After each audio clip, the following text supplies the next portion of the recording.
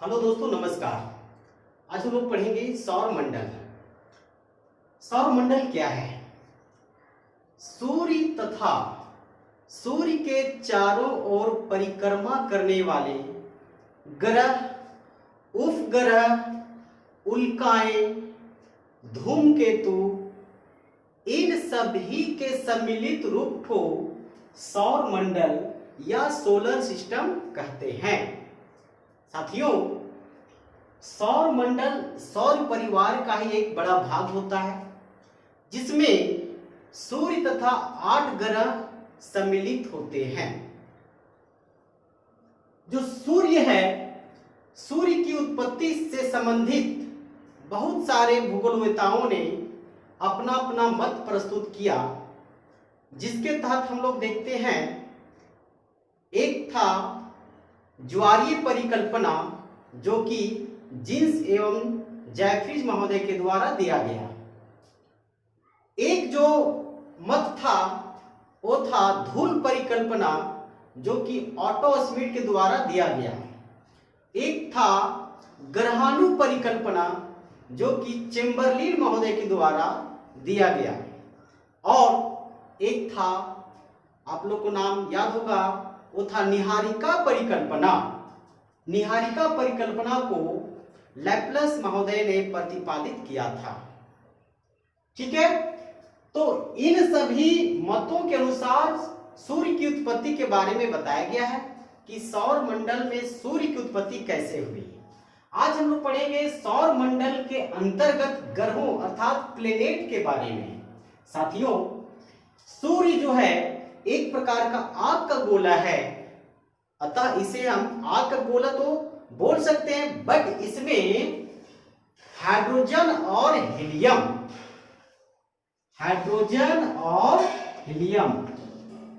इन्हीं दो गैसों का मिश्रण है। यदि प्रश्न आपसे पूछता है कि सूर्य जो तारा है, इसमें किन किन गैसों का मिश्रण है, तो आपका आंसर होना चाहिए हाइड्रोजन और हीलियम, जिसमें हाइड्रोजन का प्रतिशत है 71% और हीलियम का प्रतिशत है 29%। ये भी आप लोग याद रखेंगे। ठीक है, हाइड्रोजन 71% और हीलियम 29%, 29%। दोस्तों, सूर्य जो तारा है, इस प्रकार की बहुत सारे असंख्य तारे हैं। तो सूर्य और पृथ्वी की यदि तुलना की जाती है, तो सूर्य पृथ्वी से 109 गुना बड़ी है। 109 गुना बड़ी है। कौन? सूर्य। किससे? पृथ्वी से। और पृथ्वी और सूर्य की डिस्टेंस देखा जाता है, दूरी जो है वो लगभग 15 करोड़ किलोमीटर है।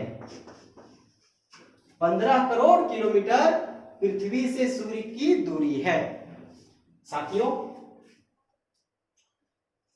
सौर मंडल में ग्रहों को पढ़ने से पहले हम लोग कुछ वैसे शब्दों का मीनिंग जानेंगे, जो कि इन ग्रहों में वे शब्द बार बार आते हैं। जैसे सबसे पहले हम लोग देखते हैं क्षुद्र ग्रह क्या होता है। ठीक है, क्षुद्र ग्रह क्या होता है? देखिए, क्षुद्र ग्रह मंगल है और बृहस्पति है।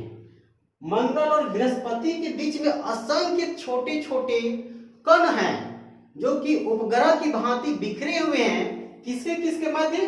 मंगल और बृहस्पति के बीच में असंख्य छोटे छोटे उपग्रह की भांति बिखरे हुए कण हैं, जिसे क्षुद्र ग्रह या ग्रहिकाएं या अवांतर कहते हैं। साथियों, क्षुद्र ग्रहों में सबसे पहले जो पता किया गया था कि सबसे पहला क्षुद्र ग्रह कौन है, वो है सीरिस, या कहीं पे सेरेस लिखा रहता है। सेरेस बोलिए या सीरिस बोलिए, इसी क्षुद्र ग्रह का सर्वप्रथम पता किया गया था, प्रथम बार खोजा गया था। किस क्षुद्र ग्रह का? सेरेस का। ठीक, तो क्षुद्र ग्रह, यहां पर आपसे एक प्रश्न पूछा जा सकता है कि क्षुद्र ग्रह किन किन ग्रहों के बीच में है? मंगल और बृहस्पति, मंगल और बृहस्पति। साथियों, अब हम लोग देखते हैं कि 8 ग्रह जो हैं, जो कि सूर्य की परिक्रमा करते हैं, इसके पहले कितने ग्रह थे? 9 ग्रह थे। लेकिन प्लूटो को ग्रहों की श्रेणी से मान्यता हटा दिया गया। इसलिए हटाया गया क्योंकि ग्रह का परिभाषा होता है कि सूर्य के चारों ओर परिक्रमा करना। साथियों, यहां पर 2 वर्ड आ रहा है, एक होता है परिक्रमा, एक होता है घूर्णन, एक होता है परिक्रमण। परिक्रमण का मतलब होता है साथियों कि सूर्य के चारों ओर चक्कर लगाना, उसे परिक्रमण कहते हैं और उसी को लोग परिक्रमण काल कहते हैं। जितने समय में ग्रह परिक्रमा कर लेता है, सूर्य के चारों तरफ घूम लेता है, उसे हम लोग परिक्रमण काल कहते हैं। और जो ग्रह हैं वो अपने अक्ष पर भी घूमते हैं, जिसे हम लोग घूर्णन कहते हैं, और जो जिस गति से घूमते हैं उसे हम लोग घूर्णन गति कहते हैं। साथियों, घूर्णन गति के कारण दिन और रात होते हैं, लेकिन परिक्रमण गति के कारण जो ग्रह सूर्य के चारों तरफ घूमते हैं उसके कारण ऋतुएं बदलती हैं। ठीक, अब देखिए, ये जो मंगल और बृहस्पति के बीच में जो क्षुद्र ग्रह हैं, इसके बारे में आप लोग विस्तार से जान लिए कि क्षुद्र ग्रह क्या होता है। जब कभी किसी कारणवश क्षुद्र ग्रह पृथ्वी के वायुमंडल में प्रवेश करते हैं, जब कभी किसी कारणवश क्षुद्र ग्रहिकाएं या ग्रह पृथ्वी के वायुमंडल में प्रवेश करते हैं तो वायु के घर्षण के कारण जल उठते हैं, जिसे उल्का कहते हैं। उसे क्या बोलते हैं? उल्का कहते हैं। और यही उल्का जब पृथ्वी पर गिरते हैं तो उसे हम लोग उल्का पिंड कहते हैं। साथियों, एक वर्ड आप लोग को और याद करना पड़ेगा, वो है धूमकेतु। धूमकेतु, ये क्या होता है धूमकेतु? दोस्तों, जब ग्रहों का निर्माण हो रहा था तो किसी कारणवश वैसे पिंड जो सूर्य के चारों तरफ घूमे लेकिन ग्रह बन करके नहीं घूमे और सूर्य के आकर्षण शक्ति के कारण उसके चारों तरफ घूमने लगे, परिक्रमा करने लगे, उसे हम लोग धूमकेतु कहते हैं। ठीक है, अब हम लोग चलते हैं कि जो सूर्य से दूरी के अनुसार जो ग्रह का क्रम है उसके बारे में देखते हैं और आकार के अनुसार ग्रहों का क्रम भी देखेंगे। साथियों, सूर्य से दूरी के अनुसार जो ग्रह का क्रम है आपके समक्ष बनाया हुआ है, चित्र द्वारा समझाने का प्रयास किया गया है। तो सूर्य से सबसे निकट का ग्रह कौन है? बुध। सूर्य से सबसे निकट ग्रह है बुध। उसके बाद देखिए शुक्र है, फिर पृथ्वी है, फिर मंगल है, फिर बृहस्पति, फिर शनि, यूरेनस और नेपच्यून। इसके बाद प्लूटो था जो कि ग्रहों की श्रेणी से उसकी मान्यता को रद्द कर दिया गया, क्योंकि जो प्लूटो था ना, वो जब ग्रह सूर्य के चारों तरफ घूमते हैं तो वो अपने कक्षा में घूमने के साथ साथ दूसरे ग्रहों के कक्षा में भी प्रवेश कर जाता था। ठीक है, नेपच्यून के कक्षा में आ जाता था घूमते घूमते, इसीलिए उसे ग्रह की श्रेणी से हटा दिया गया है, मान्यता को रद्द कर दिया गया है। अब देखते हैं हम लोग जो बुध ग्रह है, ये जो क्रम के अनुसार है इसे हम लोग कैसे याद रख सकते हैं। एक ट्रिक है, आप लोग याद रखेंगे दूरी के अनुसार, बस पम बीसन, 2-3 बार बोलेंगे, बसपम बीसन, बसपम बीसन। बी से क्या हो गया? बुध। एस से क्या हुआ? शुक्र। पी से पृथ्वी, एम से मंगल, बी से बृहस्पति, एस से शनि, यू से यूरेनस जिसको हम लोग अरुण बोलते हैं, और एन से नेपच्यून अर्थात उसको वरुण बोलते हैं। ये हमारा था दूरी के अनुसार। यदि प्रश्न आपसे पूछेगा कि सूर्य से सबसे निकट का ग्रह कौन है, तो हो जाएगा बुध। यदि आपसे प्रश्न पूछेगा कि सूर्य से सबसे दूरतम ग्रह कौन है, तो नेपच्यून अर्थात वरुण। दूरी के अनुसार पृथ्वी सूर्य से कितने नंबर का ग्रह है, तो 1 2 3 तीसरा नंबर का ग्रह है।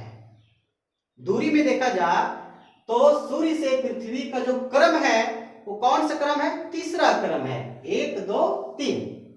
ठीक है, अब आते हम लोग आकार के अनुसार ग्रह कि सबसे बड़ा ग्रह कौन है और सबसे छोटा ग्रह कौन है। साथियों, आकार के अनुसार यदि हम लोग देखते हैं तो सबसे बड़ा जो ग्रह है वो आप लोग चित्र के अनुसार देख सकते हैं। सबसे बड़ा ग्रह कौन है? बृहस्पति है। कौन है? बृहस्पति है। उसके बाद शनि है, उसके बाद यूरेनस है, फिर नेपच्यून है, फिर पृथ्वी है, फिर शुक्र है, फिर मंगल है, फिर बुध है। इसका एक ट्रिक है आकार के अनुसार, बड़ा से छोटा है ना, यह है 20 सनक। 20 सनक बृहस्पति, शनि, यूरेनस, नेपच्यून, पृथ्वी, प्लूटो नहीं, पृथ्वी, और पृथ्वी बाद बोलना आपको शुक्र, उसके बाद मंगल और उसके बाद बुध। तो सबसे बड़ा ग्रह यदि पूछा जाता है सबसे बड़ा ग्रह आकार के दृष्टिकोण से तो हो जाएगा बृहस्पति, और यदि आकार के दृष्टिकोण सबसे छोटा ग्रह बोलता है तो हो जाएगा बुध। साथियों, पृथ्वी जो है बड़ा के क्रम में, आकार के क्रम में कौन सा नंबर का है? तो पांचवा। 1 2 3 4 5, ये पहला हुआ, दूसरा, तीसरा, चौथा, पांचवा। आकार में पृथ्वी कौन सा नंबर का ग्रह है? पांचवा। और सूर्य से दूरी के अनुसार तीसरा। और प्रश्न पूछता है कि पृथ्वी किन दो ग्रहों के बीच में है? तो शुक्र और मंगल ग्रह के बीच में है। आकार और संरचना की दृष्टिकोण से ग्रहों को हम लोग दो पार्ट्स में बांटते हैं। एक होता है आंतरिक ग्रह, एक होता है बाह्य ग्रह। साथियों, आंतरिक ग्रह को हम लोग आकार या संरचना दृष्टिकोण से आंतरिक ग्रह, और दूसरा हम लोग बांटते हैं बाह्य ग्रह। बाह्य ग्रह, आंतरिक ग्रह जिसे हम लोग पार्थिव ग्रह के नाम से भी जानते हैं, इसे हम लोग पार्थिव ग्रह भी बोलते हैं। पार्थिव ग्रह। बाह्य ग्रह जिसे हम लोग जेवियन या जोवियन जो भी लिखा रहता है ग्रह कहते हैं, ये आउटर प्लेनेट होते हैं। अब हम लोग देखते हैं कि आंतरिक ग्रह कहां से कहां तक है। देखिए, बुध, शुक्र, पृथ्वी, मंगल, ये जो है यहां से यहां तक जो है सूर्य के निकट वाला जो ग्रह है, इसे हम लोग आंतरिक ग्रह या इसे पार्थिव ग्रह कहते हैं, क्योंकि पृथ्वी के आसपास ये सब ग्रह हैं। ये जो पार्थिव ग्रह या आंतरिक ग्रह है, इनका आकार तो छोटा है, परंतु इसका द्रव्यमान अर्थात इसका वजन बहुत ज्यादा है। ठीक है, ये जो बाह्य ग्रह है बृहस्पति, शनि, यूरेनस और नेपच्यून, इसे हम लोग बाह्य ग्रह या आउटर प्लेनेट कहते हैं। साथियों, जितना भी बड़ा ग्रह है इनका द्रव्यमान कम है, बड़े ग्रहों का द्रव्यमान कम है। ठीक है, अब हम लोग चलते हैं कि जो ग्रह है उन ग्रहों का रंग कैसा है। तो सबसे पहले देखिए, बुध जो ग्रह है जो कि सूर्य के सबसे निकट है, इसमें हल्का मीथेन गैस पाए जाने के कारण, CH4, हल्का मीथेन गैस पाए जाने के कारण यह भी थोड़ा थोड़ा हरा नजर आता है।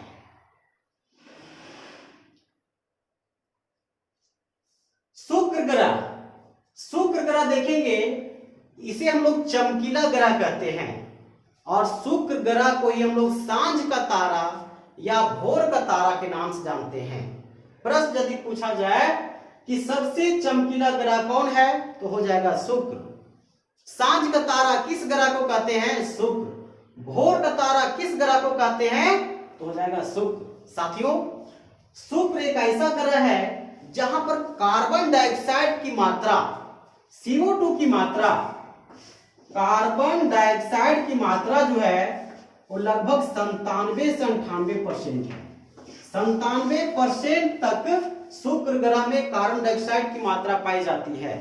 अब बताइए, 97% कार्बन डाइऑक्साइड की मात्रा पाई जाती है, तो जहां पर कार्बन डाइऑक्साइड की मात्रा अधिक पाया जाता है वह क्षेत्र अत्यधिक क्या होता है, हॉट होता है, गर्म होता है। इसीलिए शुक्र जो ग्रह है वो सबसे गर्म ग्रह है, न कि बुध। यदि प्रश्न पूछता है कि सबसे गर्म ग्रह कौन है, तो वो है शुक्र। क्यों? क्योंकि इसमें कार्बन डाइऑक्साइड की मात्रा 97% तक पाई जाती है साथियों, इसीलिए सबसे ज्यादा गर्म है। अब ऐसा नहीं सोचना है कि सूर्य के निकट में बुध है तो सबसे गर्म ग्रह होगा बुध, नहीं। सबसे गर्म ग्रह हमारा कौन है, शुक्र है। इसका रीजन क्या है, क्योंकि उसमें कार्बन डाइऑक्साइड की मात्रा 97% है, इसलिए सबसे गर्म ग्रह है। ठीक। अच्छा, एक चीज और आप लोग को याद रखना इसमें कि शुक्र ग्रह में सल्फ्यूरिक अम्ल पाया जाता है, और सल्फ्यूरिक एसिड पाए जाने के कारण वहां पर जीवन बिल्कुल संभव नहीं है। ओके, अब आते हैं हम लोग, तो ये बिल्कुल चमकीला ग्रह आता है, चमकते रहता है। उसके बाद हम लोग देखते हैं पृथ्वी। पृथ्वी जो है इसमें समुद्र का बहुत ज्यादा एरिया है ना, लगभग में 71% है समुद्र। तो समुद्र अर्थात जल की मात्रा अधिक होने के कारण ये देखने में कैसा प्रतीत होता है, नीला। अतः हम लोग बोल सकते हैं पृथ्वी का रंग कैसा है, नीला। ठीक है, पृथ्वी का रंग कैसा है, नीला। और पृथ्वी ही एक ऐसा प्लेनेट है, एक ऐसा ग्रह है जहां जीवन संभव है, क्योंकि इसमें जीवन की हर विशेषताएं मौजूद है। चाहे वो जल का मौजूद होना या स्थल का भाग होना, सभी कहां पर है, पृथ्वी पर है। ठीक है, नेक्स्ट हम लोग देखते हैं मंगल ग्रह। मंगल ग्रह का रंग कैसा है साथियों, लाल। प्रश्न पूछेगा कि किस ग्रह का रंग लाल है, तो आपका आंसर होगा मंगल। या पूछेगा कि मंगल ग्रह का रंग कैसा है, तो आपका आंसर होना चाहिए लाल। अब लाल क्यों है, क्योंकि मंगल ग्रह में लाल मिट्टी अधिक पाई जाती है, अर्थात मंगल ग्रह में आयरन ऑक्साइड की मात्रा अधिक पाए जाने के कारण, iron oxide Fe2O3 ferric oxide बोल सकते हैं या आयरन ऑक्साइड बोल सकते हैं, इसकी मात्रा अत्यधिक होने के कारण यह ग्रह दिखने में लाल प्रतीत होता है। साथियों, नेक्स्ट है बृहस्पति। बृहस्पति जो कि सबसे बड़ा ग्रह है, तो बृहस्पति जो सबसे बड़ा ग्रह है, इसका जो कलर है, इसका जो रंग है वो कैसा है, पीला। कैसा है साथियों, पीला। इसका रंग कैसा है, पीला। याद रखेंगे इसका रंग पीला क्यों है, सल्फर डाइऑक्साइड पाए जाने के कारण। ये भी आप लोग याद रखना है, यदि प्रश्न पूछता है कि बृहस्पति का रंग पीला है क्यों, तो आपका आंसर होना चाहिए सल्फर डाइऑक्साइड की मौजूद होने के कारण। ठीक, नेक्स्ट है शनि। नेक्स्ट कौन है, शनि। देखिए शनि का रंग कैसा है, काला। ठीक से नजर नहीं आ रहा होगा, लेकिन इसका जो रंग हम भरे हैं वो है काला। तो शनि का रंग है काला। अब काला क्यों है, नाइट्रोजन के कारण। नाइट्रोजन के कारण इसका रंग कैसा है, काला, जो कि ग्रहों में सेकेंडवा सबसे बड़ा ग्रह है। सबसे बड़ा ग्रह बृहस्पति, उसके बाद शनि है। ठीक, इसके बाद देखेंगे यूरेनस। यूरेनस का रंग कैसा है, यूरेनस में भी मीथेन की मात्रा बहुत ज्यादा है, और मीथेन की मात्रा ज्यादा होने के कारण इसका रंग हरा है। इसी प्रकार से इसमें भी मीथेन की मात्रा कुछ है। नेपच्यून अर्थात वरुण में भी मीथेन की मात्रा पाए जाने के कारण इसका रंग भी हरा है। साथियों, एक कलर के बारे में आप लोग को बताया गया कि किस ग्रह का रंग कैसा है। आइए हम लोग कुछ खोजकर्ता के बारे में देखते हैं। जो सूर्य के सबसे निकट का ग्रह बुध है, इसको सबसे पहले गैलीलियो गैलेरी जो पूरा नाम उनका, इन्होंने टेलीस्कोप के माध्यम से देखा था। ऐसे तो यदि आपसे पूछा जाए कि जो ग्रहों की परिक्रमा जो ग्रह परिक्रमा करते हैं, सूर्य के चारों तरफ घूमते हैं, इसकी खोज सर्वप्रथम निकोलस कॉपरनिकस ने किया था। कॉपरनिकस महोदय ने किया था, ठीक है। लेकिन टेलीस्कोप के माध्यम से सबसे पहले गैलीलियो ने देखा था बुध को। ओके, शुक्र ग्रह देखिए, इसकी खोज एक रूसी भूगोलवेता में बोल सकते हैं, है ना, भूगोल शास्त्री, जिनका नाम था लोमोनोसो। इन्होंने 1761 ईस्वी में 1761 ईस्वी में इस ग्रह की खोज किया था, शुक्र ग्रह। फिर है पृथ्वी। पृथ्वी की खोज तो ऐसे ही कहा जाता है कि जिस समय सभ्यता का विकास हो रहा था उसी समय पृथ्वी का भी खोज हो चुका था, लेकिन कॉपरनिकस ने सबसे पहले पृथ्वी के बारे में जानकारी दिया था, कॉपरनिकस ने। अब आइए मंगल ग्रह। मंगल ग्रह जो है, इसको भी सबसे पहले गैलीलियो ने अपने दूरबीन अर्थात टेलीस्कोप के माध्यम से देखा था। फिर है बृहस्पति, जो कि सबसे बड़ा ग्रह है, 1610 ईस्वी में। 1610 ईस्वी में इसको भी सबसे पहले किसने देखा था? इसको भी सबसे पहले गैलीलियो ने ही टेलीस्कोप के माध्यम से पता किया था, क्योंकि टेलीस्कोप का आविष्कार गैलीलियो, दूरबीन का आविष्कार गैलीलियो, उसी दूरबीन के माध्यम से बृहस्पति ग्रह को देखा था, सबसे बड़ा ग्रह आकार के दृष्टिकोण से 1610 में। और 1610 में ही देखते देखते उसको एक और नजर आया था ग्रह, वो था शनि, जो कि बिल्कुल काला प्रतीत हो रहा था, है ना।